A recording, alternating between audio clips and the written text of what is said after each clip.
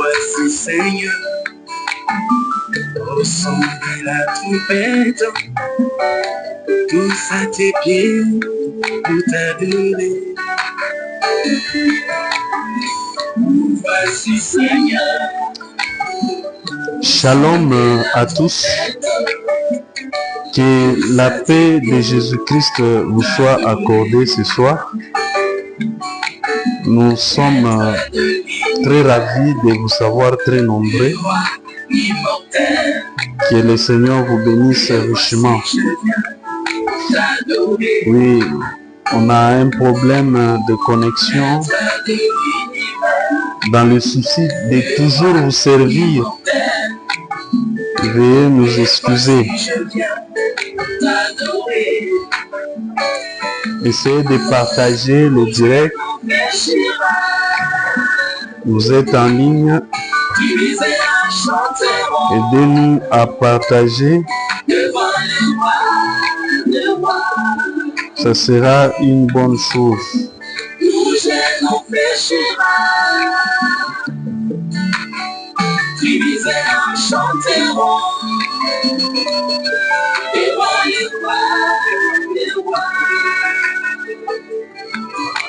Ce sera une bonne chose.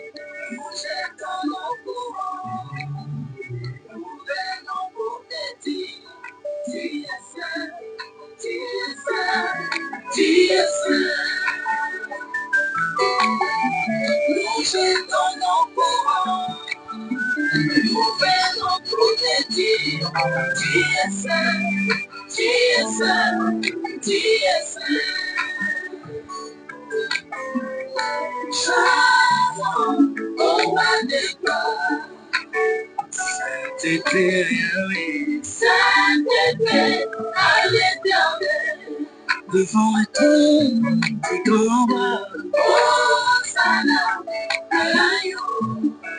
je sais ma trompette, la trompette sans éclat. C'est le conseil de ta volonté. Tu nous as choisi pour célébrer ta parole. À jamais nous appartenons. Je suis la vie éternelle. Mon Jésus. L'espérance de ceux qui sont opprimés, fidèle compagnon, tu es de mon parcours, tu es la vie éternelle, mon Jésus. L'espérance de ceux qui sont opprimés, fidèle compagnon, tu es de mon parcours. Alléluia, vive les gloires. Hosanna, gloire à Dieu. Au son de la trompette, nous célébrons le roi. Alléluia, vive les gloires. Hosanna, gloire à Dieu. Au son de la trompette, nous célébrons le roi. Trompette sans éclat, au son de la trompette. Nous célébrons, c'est la trompette qui nous réunit. Au son de la trompette, du bon trône. Nous célébrons le roi. Trompette, tout le monde. Au son de la trompette, nous célébrons, c'est la trompette qui nous rassemble. Au son de la trompette, nous célébrons le roi. Trompette, tout le monde. Au son de la trompette, la parole.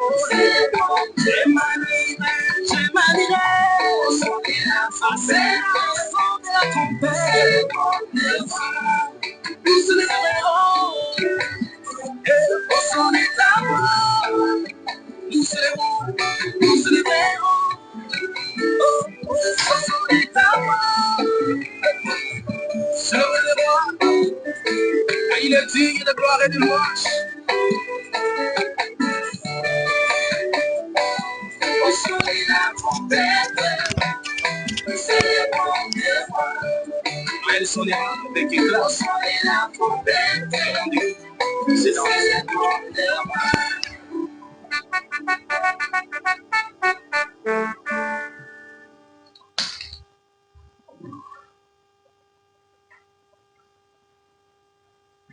Oui, bien aimé, nous allons commencer notre direct, bien qu'avec un retard. Nous allons recommander ce moment à la grâce de Dieu, que le Seigneur puisse vraiment nous aider, nous soutenir. Prions au nom du Seigneur Jésus. Seigneur, merci pour ta grâce. Merci pour ce temps que tu nous donnes. Ce moment est un moment vraiment de paix où nous allons annoncer ta parole. Soutiens chacun de nous. Soutiens aussi ceux qui nous suivent en direct. Que ta grâce, Seigneur, et ta miséricorde soient sur nous. Que l'esprit de vérité puisse animer, Seigneur, notre bouche. Au nom de Jésus, nous avons ainsi prié. Amen.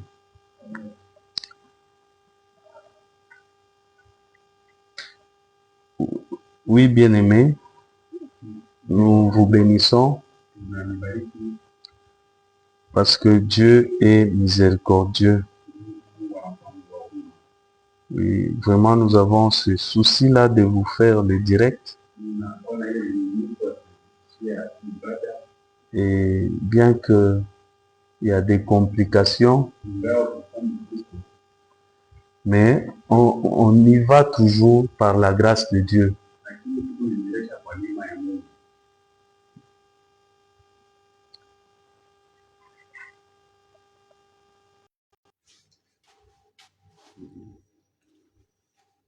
Et nous prions que le Seigneur puisse nous faire grâce.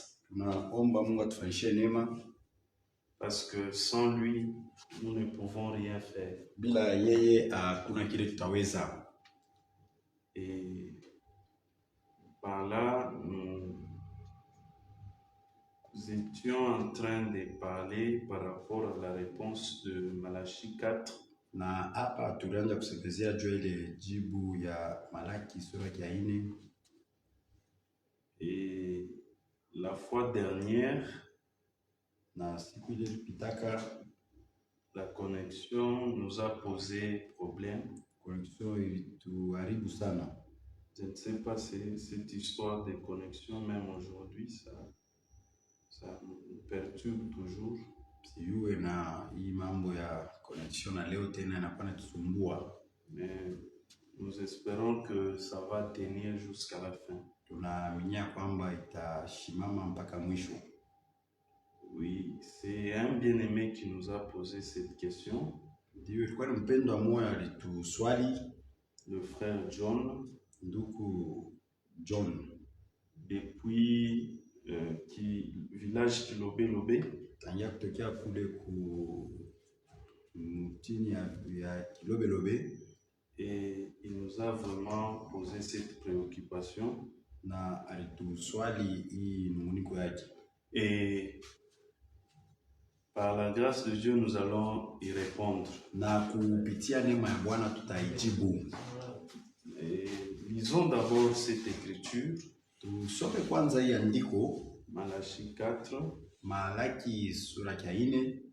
Et nous pouvons commencer au verset 2e. Na tunaweza kuanzia pa mstari wake wa pili. Et nous descendons.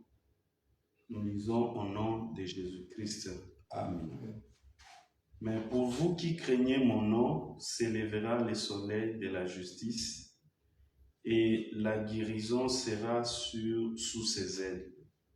Vous sortirez et vous sauterez comme des veaux d'une étable, et vous foulerez le méchant, car ils seront comme de la cendre sous la plante de vos pieds, au jour que j'ai préparé, dit l'Éternel des armées. Souvenez-vous de la loi de Moïse, mon serviteur, auquel j'ai prescrit en Horeb pour tout Israël des préceptes et des ordonnances. Voici, je vous enverrai Élie les prophètes avant que les jours de l'Éternel arrivent. ces jours grands et redoutables. Que le Seigneur vous bénisse richement. Amen. Oui, vous qui êtes en direct, aidez-nous à partager ce direct. Ndio mwebale mnatufata mara moja, mtusaidie kugawanya hii video par la grâce de Dieu. kupitia neema ya Mungu. Vous pouvez taguer vos amis dans le commentaire. Mnaweza kuwagawanyia wajirani wenu mkusema na mwe. Cela va leur permettre de venir voir le direct. Na ile itawasaidia nao wakuye wao watufate. Oui, l'écriture que nous venons de lire, andiko hii tunatokea kusoma, c'est dans le livre d'un prophète, Malachi. Ni mu kitabu kya nabii Malaki. Alors, pour aborder les écrits des prophètes, juu ya kuingia maandiko ya manabii, il faudrait avoir une base. Inabidi kuwa na msingi. Et je dirais même une bonne base. Na mitasema msingi mzuri. Parce que notre bien-aimé Pierre, juu mpendwa wetu Petro, nous a déjà donné une ligne à suivre. Asha kutupatia mwenendo ya kufuata. Écoutez d'abord ce que lui dit. Sikia kwanza vile yeye anasema. Nous sommes dans 2 Pierre chapitre 1 verset 19e. Tuko mwa Petro sura ya pili sura ya mstari wa 19. Écoutez ce que dit l'écriture. Liseni vile maandiko yanasema. Et nous tenons pour autant plus certaine la parole prophétique à laquelle vous faites bien de prêter attention, comme à une lampe qui brille dans un lieu obscur, jusqu'à ce que les jours viennent apparaître et que l'étoile du matin s'élève dans nos cœurs. Sachant tout d'abord, vous-même, qu'une prophétie de l'Écriture ne peut être l'objet d'interprétation particulière. Amen. Car ce n'est pas par une volonté d'homme qu'une prophétie a jamais été apportée, mais c'est poussé par le Saint-Esprit que des hommes ont parlé de la part de Dieu. Amen. Amen. Ah, ici, l'apôtre Paul nous dit que la parole prophétique est une lampe. Et nous devons faire attention parce qu'elle brille dans un lieu obscur. Déjà, nous comprenons que les temps où l'église passe, c'est un temps de la nuit. Une église qui n'observe pas la parole prophétique, il n'a pas l'enseignement prophétique, marche dans les ténèbres. D'après l'apôtre Pierre. Oui, la prophétie des dons, elle est encore utile à l'église. Mais si cette église néglige les ministères prophétiques, le peuple ne saura pas où est-ce qu'elle est en train d'aller. Raison pour laquelle nous devons vraiment désirer les enseignants des prophètes ministres.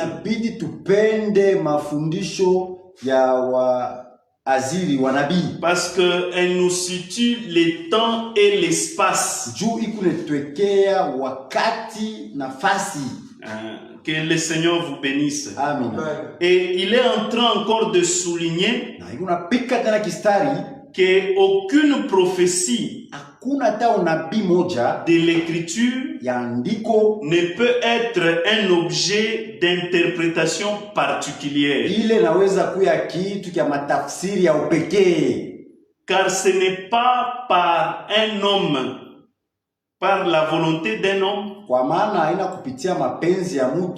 qu'une prophétie a jamais été apporté. ile kamwe hailetwaka. C'est poussé par le Saint-Esprit Ikuna sukumwa na Roho Mtakatifu que les hommes ont parlé de la part de Dieu. ule watu walisemezea kwa upande wa Mungu. Donc lorsque le bien-aimé prophète Malachi était en train de parler, Kusema wakati mpendwa Malaki aranja kusema, c'était poussé par le Saint-Esprit. alisukumwa na Roho Mtakatifu. Alors nous d'aujourd'hui, lorsque nous prenons cette écriture, Na sasa sisi wa leo wakati tunabeba ile andiko, ça fait partie d'une prophétie ile inakuwa na hiyo upande wa ou unabii une parole prophétique. au neno ya unabii. Maintenant, si on ne sait pas la placer dans le temps et dans l'espace, Sasa kama tuye kuyeka mwakati na pafasi, ça sera juste l'égarement. itakuya tu kujitenga. Ça rejoint la pensée que nous sommes en train de dire par rapport aux conducteurs aveugles. Ikunenda mule wazo tu kunasemezea kubiongozi vipofu. Parce que notre Seigneur Jésus-Christ l'a dit dans Matthieu, je crois, chapitre 11e. Bwana wetu Yesu Kristo alisema ile mu Mathayo nazania Si je ne me trompe pas, sura ya 11. il dit que si un aveugle conduit un autre aveugle, Anasema kama kipofu kinaongoza kipofu mwingine, ils tomberont tous dans la fosse. wote watanguka mshimu. Donc si un conducteur, Kusema kama kiongozi, un prédicateur mhubiri est aveugle, eko kipofu, c'est que même celui qui est croyant, qui est conduit par lui, ni kusema hata ule mwenye mwaminifu eko naongozewa naye tomberont toujours dans la fosse. watanguka paka mshimu. Parce que nous croyons que les conducteurs, ce sont des ministres de la parole. Juu tunaaminia kusema viongozi nakuwa ni waziri ya neno. Parce que le frère Pierre l'a dit, souvenez-vous de vos conducteurs plutôt hébreux. Juu wa Ebrania alisema kumbukeni viongozi vyenu, Ceux qui vous ont annoncé la parole. wale walimitangazia neno. Donc quand Jésus parle, si un conducteur conduit un aveugle, Ni kusema wakati Yesu kunasema kama kiongozi kikunaongoza kiku kipofu, et ils tomberont tous dans la fosse. wao wote watanguka mshimu. Là, il parlait d'abord dans le contexte, c'était les pharisiens, les scribes, les sadducéens, tout ce monde-là. Pale anaanza kusemezea kwanza tu ni waandishi wa Farisayo wote wale. Parce que c'est Jésus qui avait la lumière. Juu ni Yesu tu ndio alikuwa na nuru. Et c'est Jésus qui était la lumière. Na ni Yesu ndio alikuwa nuru mwile wakati. Et il est toujours la lumière. Na eko paka nuru hata leo. Si ils n'ont pas reçu Jésus, kama hawakumpokea Yesu, donc ils ont refusé d'être éclairés. Ni kusema walikataa kuangaziwa. Ils ont accepté de rester dans l'aveuglement. Walichika kubakia mpofu. Parce que ce n'est que le Seigneur Jésus qui peut délivrer quelqu'un de l'aveuglement. Juu ni Yesu tu ndio anaweza kufungua mtu mkipofu. Et c'est comme ça que nous sommes en train de placer les balustrades. Na ndio pale tu unapanga kitu kwa kitu. De sorte que lorsque nous toucherons maintenant Malachie 4, Namna kusema wakati tutagusa Malaki 4, nous allons comprendre que d'abord que c'est à quel peuple que le prophète est en train de parler. Ndio pale tutaelewa kwanza ni utaifa kani kule nabii kunasemezea.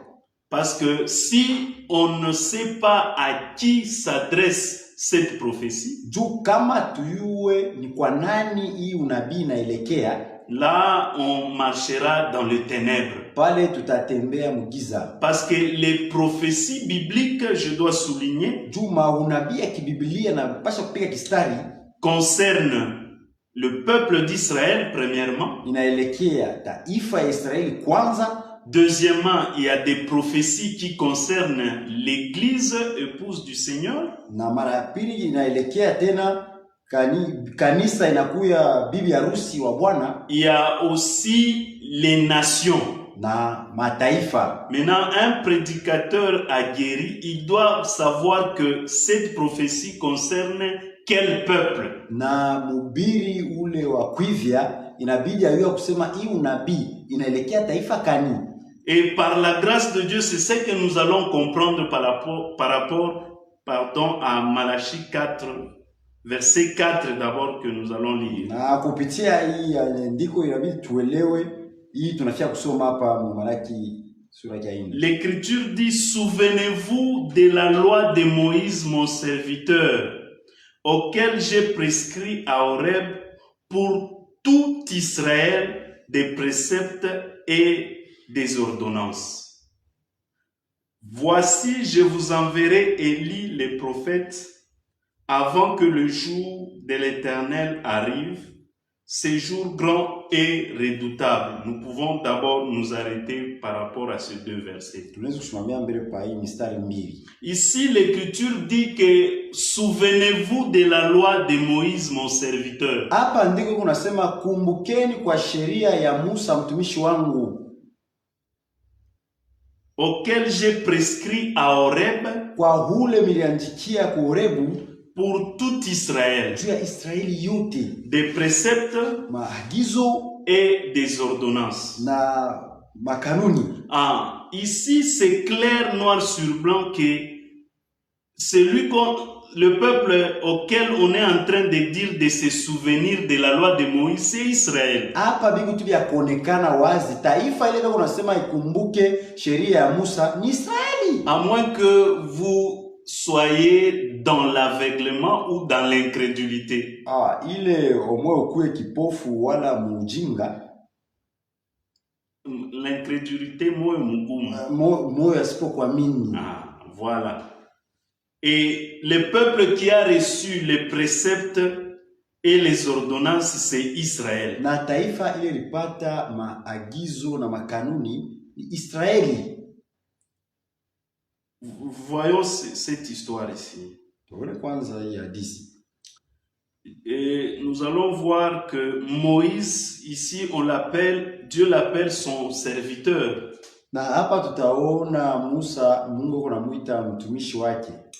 Et nous allons voir ce que l'écrivain aux Hébreux nous dit par rapport aussi à Moïse.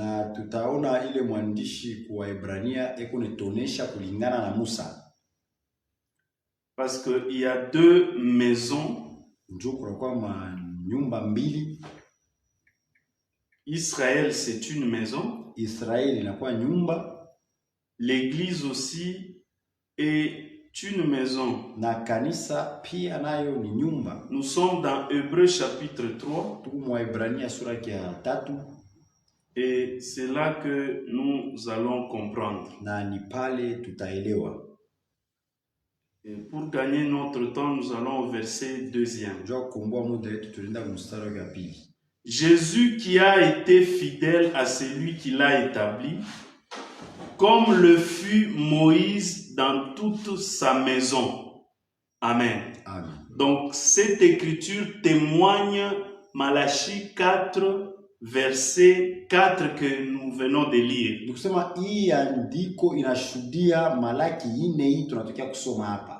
Que Israël c'était la maison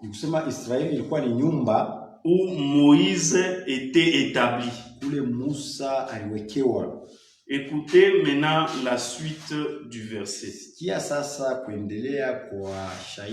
Car il a été jugé digne d'une gloire d'autant supérieure à celle de Moïse, que celui qui a construit une maison a plus d'honneur que la maison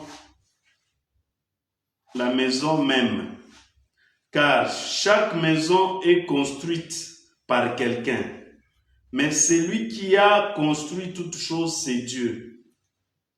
Pour Moïse, il a été fidèle dans toute la maison de Dieu comme serviteur pour rendre témoignage de ce qui devait être annoncé. Mais Christ l'est comme fils sur sa maison, et sa maison, c'est nous.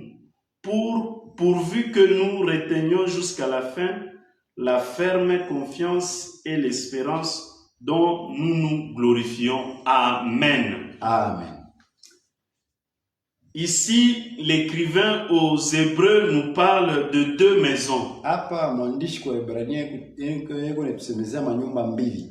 Et il y a une maison kunakuwa nyumba moja qui est Israël, ile inakuwa Israeli, où c'est Moïse qui était établi kule ni Musa aliwekewa comme serviteur. saa mtumishi. Il y a aussi une autre maison kunakuwa tena nyumba ingine qui est l'église, ile inakuwa kanisa, la maison de Jésus. nyumba ya Yesu. Il a été établi. Kule aliwekewa naye pia. Amen. Amina. Et maintenant, quand nous comprenons que cette prophétie, sasa wakati kama tunaelewa hii unabii, que ça s'adressait à la maison d'Israël, ilianja kuangalia nyumba Israeli, c'est la maison d'Israël qui a reçu les ordonnances et les préceptes. na ni nyumba ya Israeli ndio ilipata maagizo na makanuni. Et un autre témoignage qui va encore nous certifier, na ushuda ingine tena ile tuhakikisha, parce que les témoins, il faut toujours les donner pour certifier la véracité des Écritures. Njuma ushuda inabidi kwanza kuileta juu ya kwanza kuhakikishia ukweli wa neno. Nous sommes dans Psaume, nous sommes dans Psaume, tuku muzaburi, nous allons retrouver ce verset. Tutapata hii andiko. Bien-aimés, réveillez-vous parce que on est en train de travailler. Wapendwa, tulamukeni kusudi tukunatumika. On n'est pas venu dormir, on est venu veiller. Wapendwa, tukue kulala, tulikuwa kukesha. C'est comme ça que nous demandons votre vigilance. Ndio vile tumeomba mkuwe na mafikiri yenu hapa. Ne soyez pas comme les apôtres. Msikue sawa mitume. Lorsque Jésus était en train de prier, wakati Yesu anaanza kuomba, eux dormaient. wao wanaanza kulala. Et il leur a dit, pourquoi vous n'avez pas pu veiller même 1 heure? Naye aliwaambia, njoo nini mkesha hata dakika moja? Réveillez-vous. Mulamuke. Et c'est comme ça que le Seigneur les a exhortés. Jo ile Bwana aliwasubutisha. Parce que même si la chair est faible, hata kama mwili inakuwa mzaifu, mais l'esprit est vivifiant. Lakini roho inakuwa na kutulamusha. Et écoutez maintenant ce que l'Écriture dit. Sikieni sasa vile andiko inasema. Et nous sommes dans Psaume 78, tuku muzaburi 79, verset 5e. na mstari wake wa 5. Il a établi un témoignage en Jacob, il a mis une loi en Israël, il a ordonné à nos pères de l'enseigner à leurs enfants pour qu'elle fût connue de la génération future, des enfants qui naîtront et que, devenus grands, ils en parlassent à leurs enfants. Amen. Amen. On comprend que Dieu a donné une loi, un témoignage. Na hapa tunaelewa kusema Mungu alileta sheria moja hivi, ushuhuda moja hivi. Et ce témoignage, c'est la loi. Na ile ushuhuda inakuwa ni sheria. Que les peuples devaient recevoir pour enseigner à leurs enfants. Ile taifa ilibidi ipokee njoo kufundisha kwa watoto yao. Et de génération en génération. Kwa uzao na uzao. Et c'est comme ça que la loi vraiment se transmettrait de génération en génération. Na njoo vile sheria ilianza kujigawanya uzao kwa uzao. Et nous cherchons encore une autre écriture. Na tukuna tafuta andiko ingine. Et je veux les retrouver. Na taipata.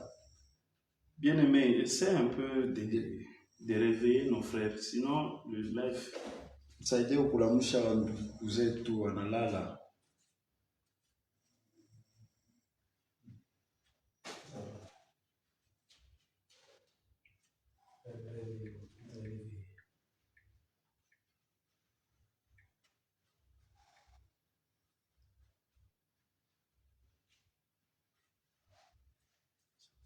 Que le Seigneur vous bénisse.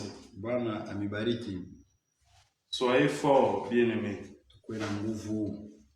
Si ça vous complique, vous pouvez prendre même de l'eau. Kama binakuwa nguvu, unaweza uwe hata maji kumacho.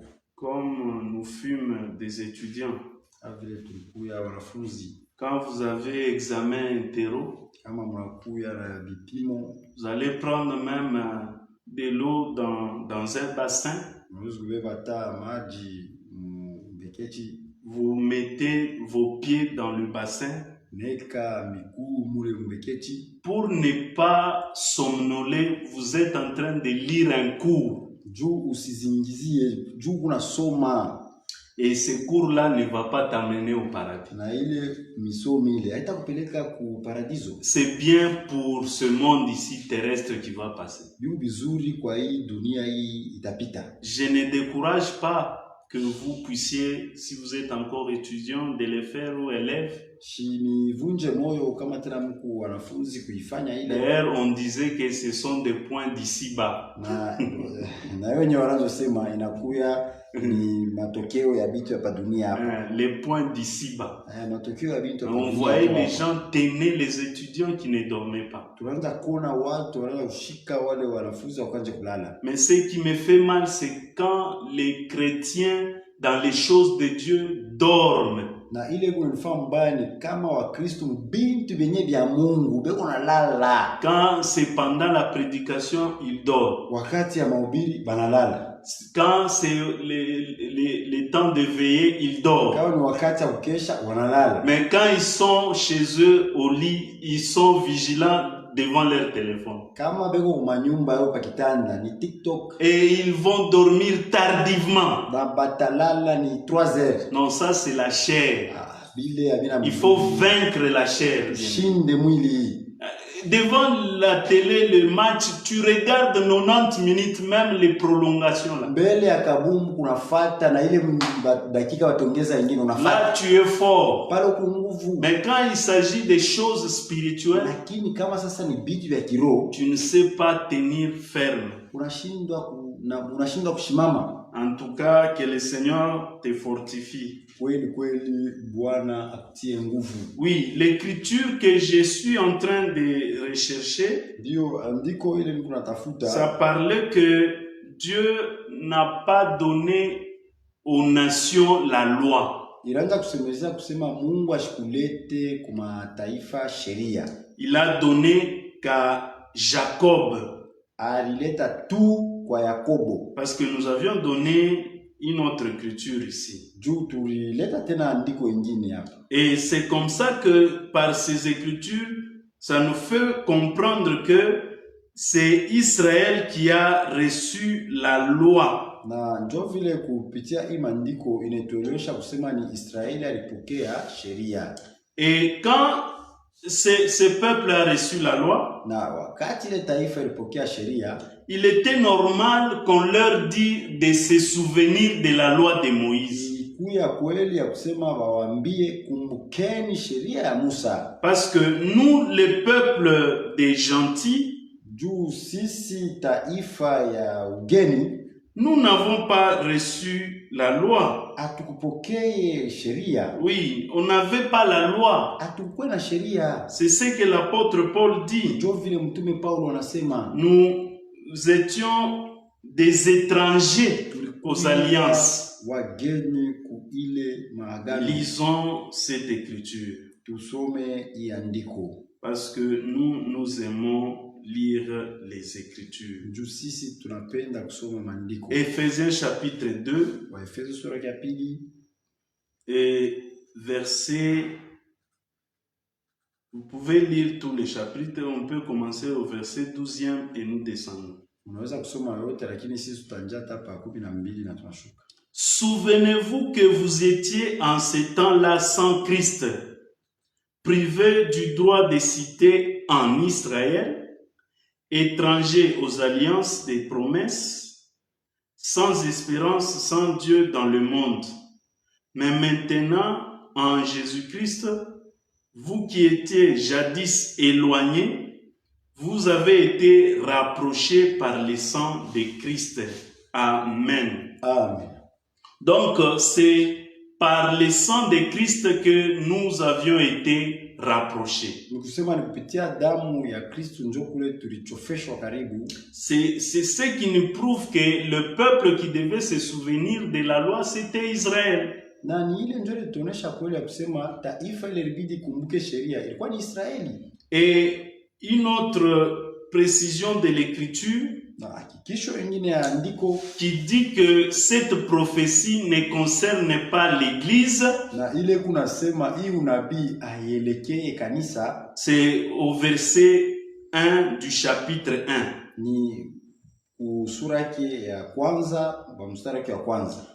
Oracle, parole de l'Éternel à Israël par Malachie. Amen. Amen. Oracle, parole de l'Éternel à Israël par Malachie. Matokeo na neno ya Israeli kupitia Malaki. Voilà l'écriture qui nous certifie encore qu'il était question d'Israël. Njoo andiko tena hili linatuhakikishia kusema ile mambo ilikuwa inaelekea tu Israeli. Donc cette prophétie ne nous concerne pas. Et quand nous lisons Malachie 4 verset 5e, voici je vous enverrai Élie le prophète. Donc le vous ici, nous comprenons que c'est Israël. Et avant que le jour de l'Éternel arrive, ce grand jour est redoutable.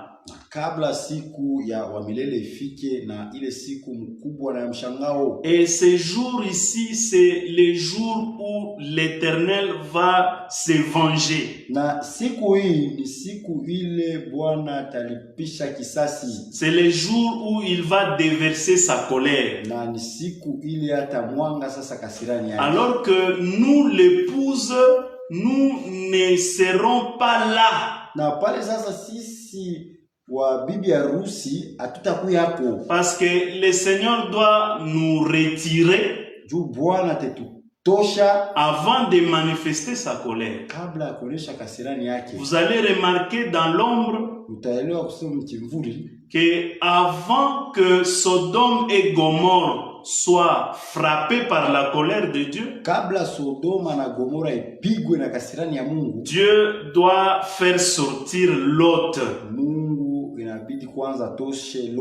Et Lot parlait de l'image de l'église qui ne va pas subir la colère de Dieu. Que le Seigneur vous bénisse. Amen. Et c'est comme ça que nous comprenons que ce peuple qui va recevoir Élie, c'est Israël. Et cette prophétie s'était accomplie d'abord au temps où le Seigneur est venu dans la chair.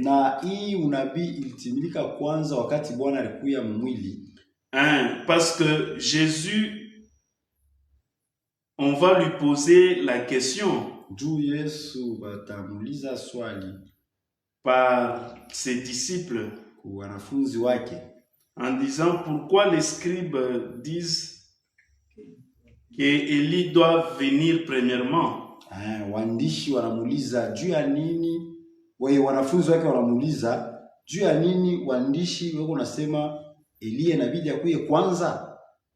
Et Jésus va leur répondre na Yesu akawajibu qu'il est vrai que Élie doit venir, kweli Elia inabidi akuje, mais ils l'ont traité comme ils l'ont voulu. Lakini balimtumikisha vile walipenda. Lisons cette écriture par la grâce de Dieu. Soyez là, tenez bon parce que nous voulons chuter par la grâce de Dieu. Et c'est au verset 17e. Ni pa mstari wa 17. Verset 10. Les disciples lui firent cette question. Pourquoi donc les scribes disent-ils qu'Élie doit venir premièrement? Il répondit, il est vrai qu'Élie doit venir et rétablir toutes choses. Mais je vous l'ai dit qu'Élie est déjà venu, qu'ils ne l'ont pas reconnu et qu'ils l'ont traité comme ils l'ont voulu. De même, le Fils de l'homme souffrira de leur part. Les disciples comprirent alors qu'il leur parlait de Jean-Baptiste. Amen. Amina. Donc, ils ont compris que Élie que Jésus parlait, c'était Jean-Baptiste. Ni kusema balielewa ule Elia Yesu anaanza kubasemezea alikuwa ni Yohane Mbatizaji. Et quelle était la mission de Jean-Baptiste?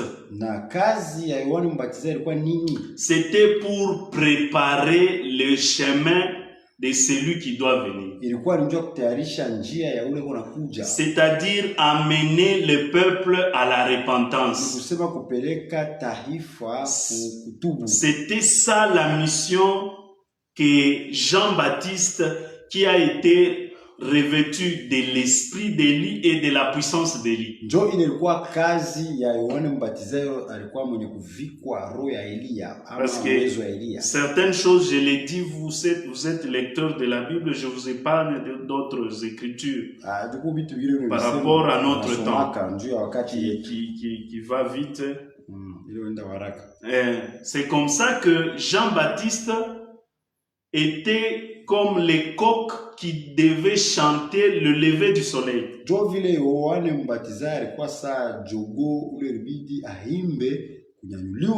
Parce que avant le soleil puisse se lever, c'est le coq qui doit chanter. Et le soleil véritable, c'est le Seigneur Jésus-Christ. Parce que l'Écriture dit que le soleil levant nous a visités. Nous sommes dans Luc chapitre 1 verset 78e.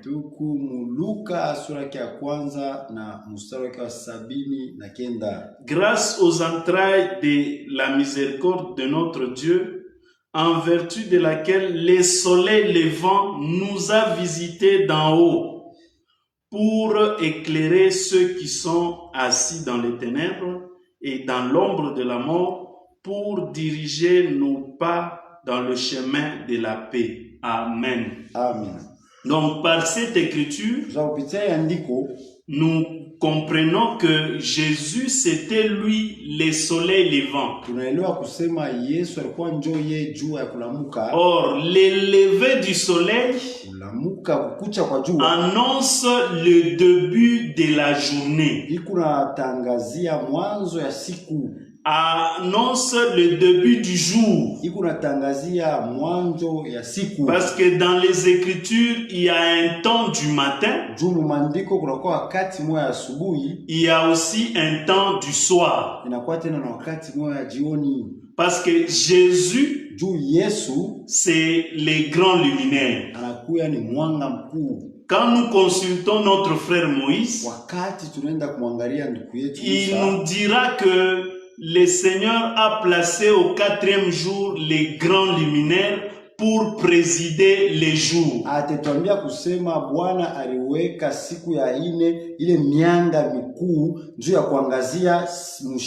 Et les grands luminaires, il parlait, c'est le soleil. Et c'est comme ça que le véritable soleil est venu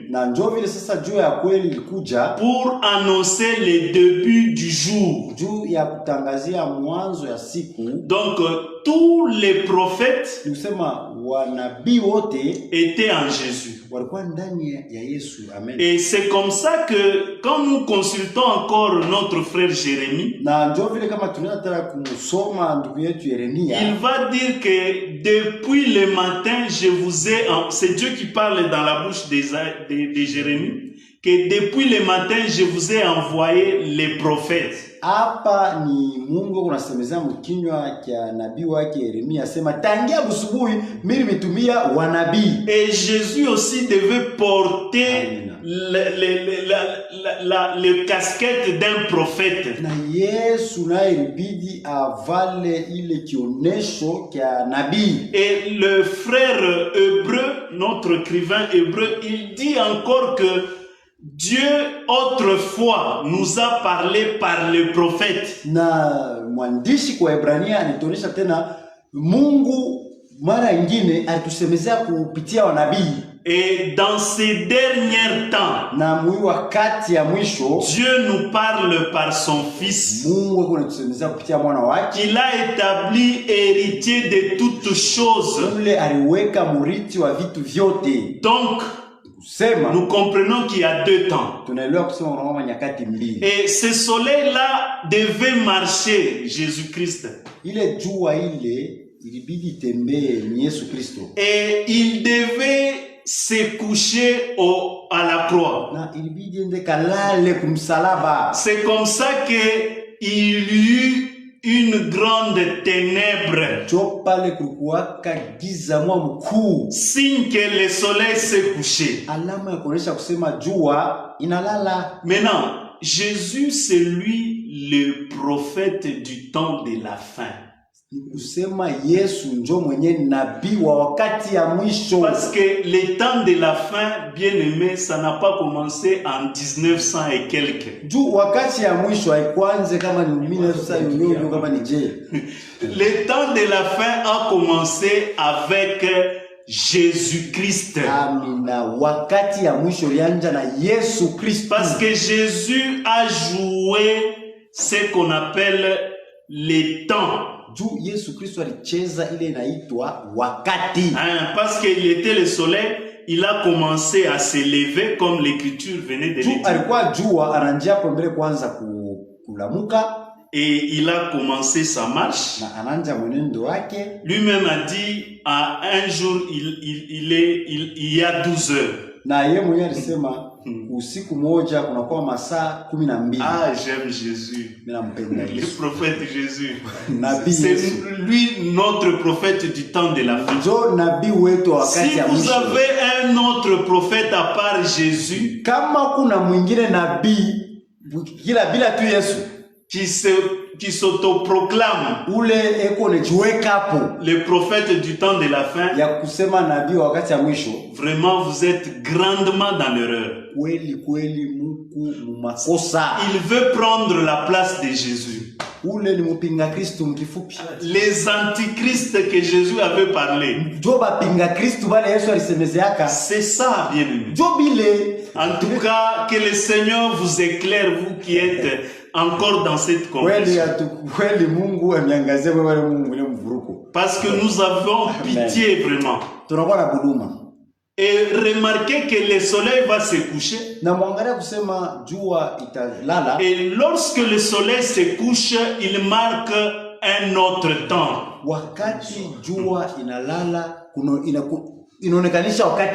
Oui. C'est un temps de soir qui commence. Ah, c'est que l'église est née à la croix. Parce que le mouvement qu'Adam a fait à l'extérieur du jardin, parce que Adam a été formé à l'extérieur.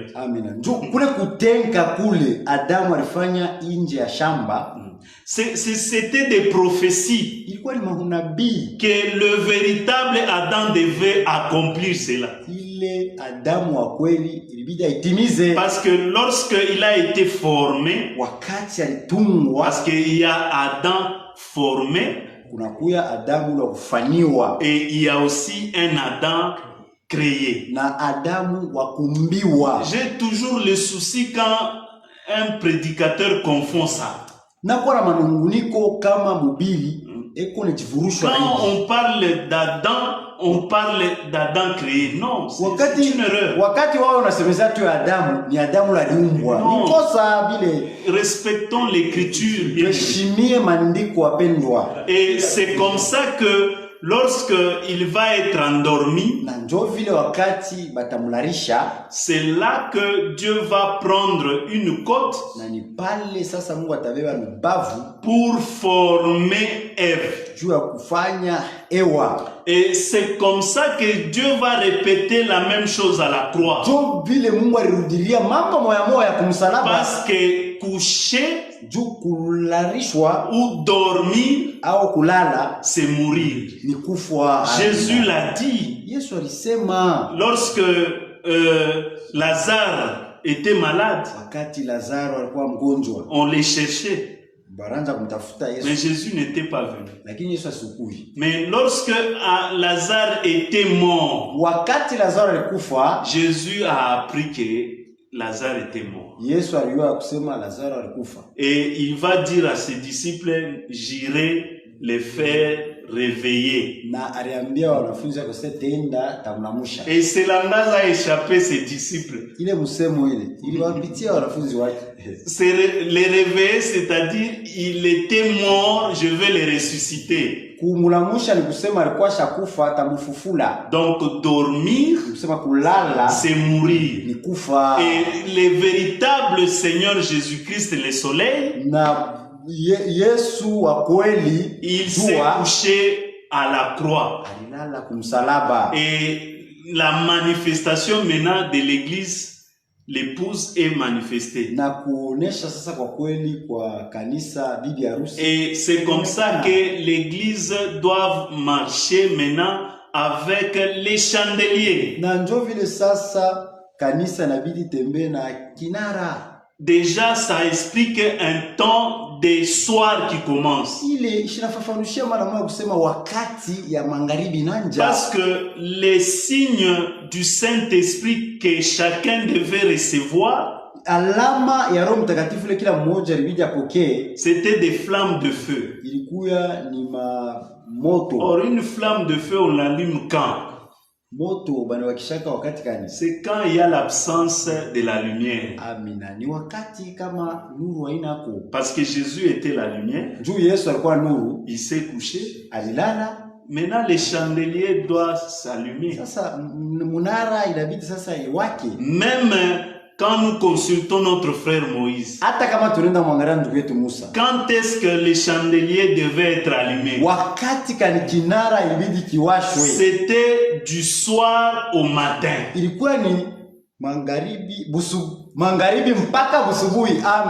Que le Seigneur vous bénisse. Amen. Et c'est comme ça que un temps a commencé à marcher.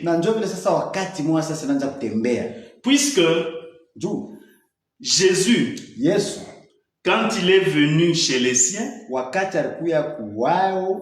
ils l'ont rejeté. Parce que Jésus, comme le véritable prophète, il devait aussi accomplir dans la chair maintenant par rapport à Élie. Parce que Élie a été rejeté. Vous comprenez? On l'a rejeté. Élie est allé chez la veuve de Sarepta. Donc le véritable Élie, c'est le Seigneur Jésus-Christ. Il a dit, comme il y avait plusieurs veuves en Israël, mais Élie n'est pas allé chez eux, chez elle. Il est allé chez une veuve à Sarepta. Et là, l'abondance était dans la maison. Et notre Élie, il est toujours avec nous. C'est le Seigneur Jésus-Christ. Il a dit que je suis avec vous jusqu'à la fin du temps. En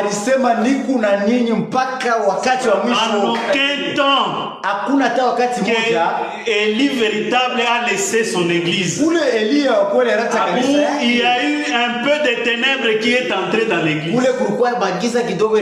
Ça, ce sont des mensonges diaboliques. kupitia Quand bono. vous croyez à ces choses, Kama mnaaminia bile bitu, bien aimé, sans vous repentir, wapendwa, bila kutubu, en tout cas, c'est l'enfer qui vous attend. kweli ni gehena yone michungwa. Alors, croyez à ces choses Basi mwaminie kwa hivi vitu par la grâce de Dieu, kupitia neema ya Mungu, et le Seigneur va vous éclairer na davantage. Bwana atemiangazia. Oui, notre temps est parti. Wakati tunaenda, Je pense que la séance prochaine, nous allons vraiment mettre un point virgule sur la réponse. ninazania seansa hii itakuya, tutaweka ku nukta pa hii Et pour faire la suite de notre enseignement, juu ya kuendelesha mafundisho yetu ile tulikuwa nayo, les conducteurs des aveugles. vipofu, viongozi vipofu, Parce que nous sommes en train de parler de Dieu de délivrance. juu tuko nasemezea pa Mungu wa ufungulivu. Parce que quelqu'un qui sort de l'aveuglement, Juu mtu ule anatoka mpofusho, c'est une délivrance. ni ufungulivu. En tout cas, voir clairement dans les Écritures Jésus, c'est une délivrance. Kweli kumtambua Yesu maandiko ni ufungulivu. Et ça commence par celui d'abord qui prêche. Diko na njia kwanza kwa leo unahubiri. C'est comme ça que nous n'avons pas le temps de s'attaquer à quelqu'un. Juu sisi hatuna ile wakati ya kwanza kufatana na Mungu. Nous nous attaquons à l'enseignement. Sisi tuko na fata ni Et maandiko. à un enseignement de fausseté, nous allons réfuter ça. Mafundisho ya bongo ile tutaisukuma. Que le Seigneur vous bénisse. Bwana mibariki. C'était l'émission Écho de Jérusalem. Ilikuwa ni emission yenu ya kelele ya Yerusalema Qui passe chaque mardi. ile kunapita kila mkazi mbili, Et par la grâce de Dieu, kupitia neema ya Mungu nous passons cette émission à l'église même. kuna kisa ile emission kanisa, Et nous avons des veillées de prière, na tunakuya na maombi ya kukesha, des partages bibliques. kugawanya kwa Et Biblia. si vous avez des questions, vous pouvez les poser dans le commentaire. Kama muna maswali mnaandika, Et notre numéro de contact, na namba yetu ya kupitia ko nous sommes, mettez plus 243 unaweka plus 243 97 97 0 0 900 900 371. 371. Mettez plus 243 Mandika kwanza plus 243 097 097 0 0 900 900 371. 371. Nous, c'est l'assemblée des saints, de bien-aimés de Christ. Sisi ni mkusanyiko ya watakatifu na wapendwa wa Kristu.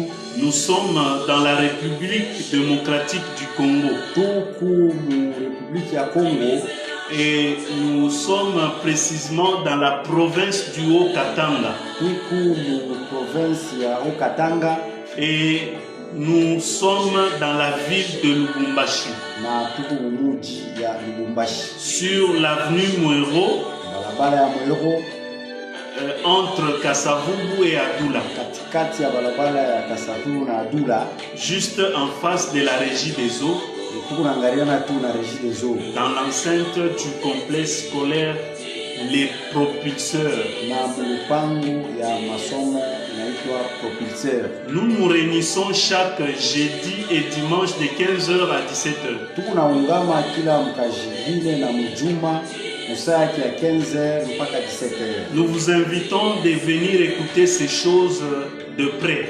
Tunamita mko msikie vitu kwa karibu, Et le Seigneur vous consolera. na Bwana Et atanifariji. si vous êtes malade, que le Seigneur vous guérisse. Na kama uko mgonjwa wagonjwa, Bwana niponye. Si vous avez n'importe quel problème, qu'il vous visite au nom de Jésus-Christ. Kama mko na mambo tu yoyote, akwa mipegue mjina la Yesu Et Kristo. par cette réponse que nous avions donnée, que le Seigneur illumine encore davantage votre esprit. Na kupitia ijibu tunatukia kuleta, Bwana angazie tena roho yenu. Nous vous disons merci. Tunatukia asante.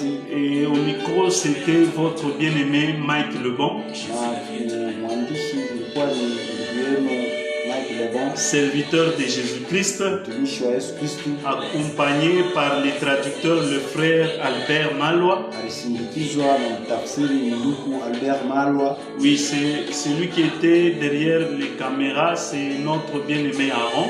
Na ule alikuwa kumfungo ya kamera ni ndugu yetu Aruni. Le frère Alex l'a assisté. Ndugu Alex alikuwa naye pale.